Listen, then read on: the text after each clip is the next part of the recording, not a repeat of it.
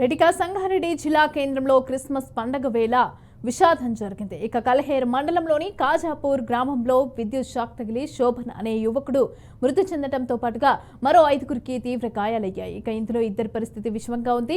వెంటనే మిగతా ముగ్గురిని నారాయణఖేడ్ ప్రభుత్వ ఏరియా ఆసుపత్రికి తరలించారు. క్రిస్మస్ వేడుకల సందర్భంగా చర్చ్ పైన జెండా కడుతూ ఉండగా విద్యుత్ షాక్ తగిలి ఈ ప్రమాదం చోటు చేసుకుంది. అయితే అధికారుల నిర్లక్ష్యంతోనే ఈ ఘటన జరిగిందని గ్రామస్తులు, కుటుంబీకులు మండిపడుతున్నారు.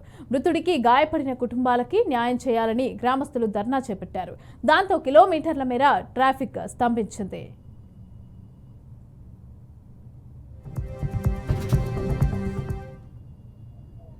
కోల్బికి పోయినాము చర్చి కాడిది.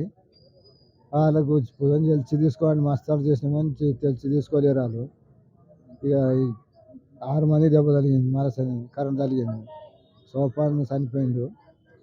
సోపాన్ చిన్నయ్య కూడా ఈ దెబ్బ ఆడాడు తగిలింది, బాలయ్యకి తగిలింది. దేవదాస్ సీరియస్ ఉన్నాడు, సంగటి చేసుకుపోయిండు.